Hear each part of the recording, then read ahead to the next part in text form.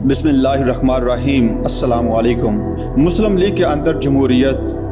सामीन, कायद-ए-आज़म के private secretary जनाब के.एच. खुर्शीद साहब कायद-ए-आज़म की बीमारी के बारे में लिखते हैं, रहा ये सवाल कि कायद-ए-आज़म को इलाज के लिए बाहर क्यों ना भेजा गया, तो ये ख्याल मेरे ज़हन में भी पैदा हुआ था।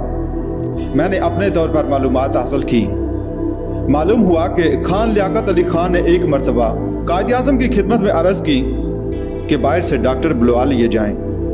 कायद ने कहा, नहीं, ख्याल है कि कायद-ए-आज़म ने यह बात महज पाकिस्तान दोस्ती और पाकिस्तान के हुनरमंदों और मुआलजों पर एतमाद के तौर पर कही होगी। लियाकत अली खान ने उसे उनका हुक्म समझा।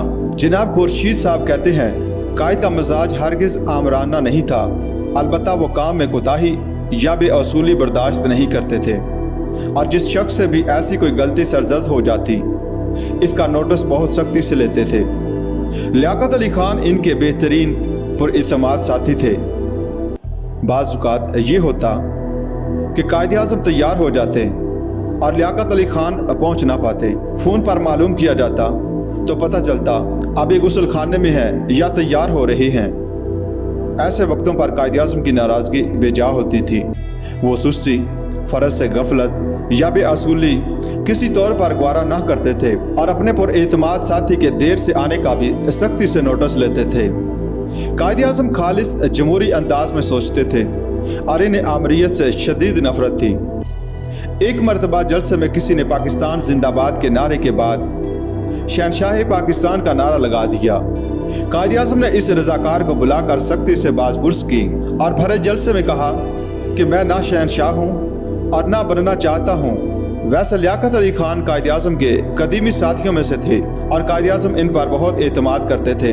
साल हर साल से लियाकत अली खान मुस्लिम लीग पार्टी के जनरल सेक्रेटरी थे और दोनों रहनुमा एक दूसरे के मिजाज को अच्छी तरह समझते थे। लियाकत अली खान इंतहाई दयानतदार लीडर थे। कायद-ए-आज़म का मिजाज बहुत जमहूरी था।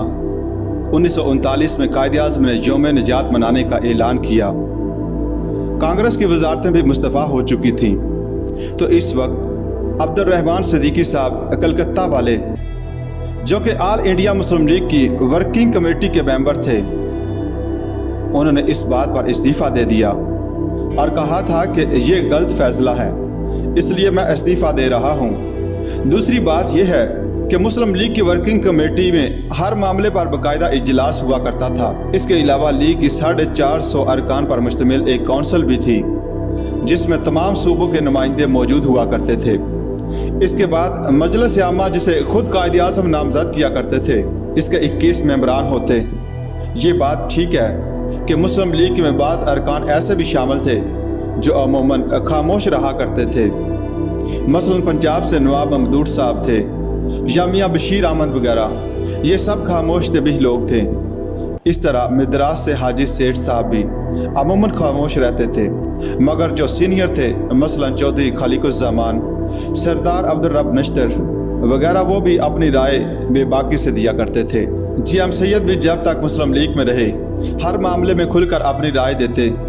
जूनियर मेंबरान में से काजी ईसा, हसन अस्फ़हानी और राजा साहब महमूद आबाद भी लीग के मामलात पर अपनी राय देते थे।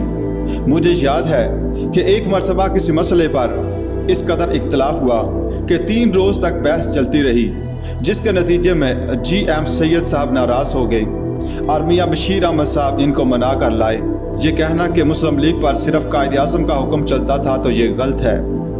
कायद-ए-आज़म इंतहाई जमहूरी अंदाज में मुस्लिम लीग को चलाते थे, ज़्यादातर मामलात में अपनी अलग राय रखते थे और इनका तर्ज इस्तेदलाल भी खासा मौसर होता था।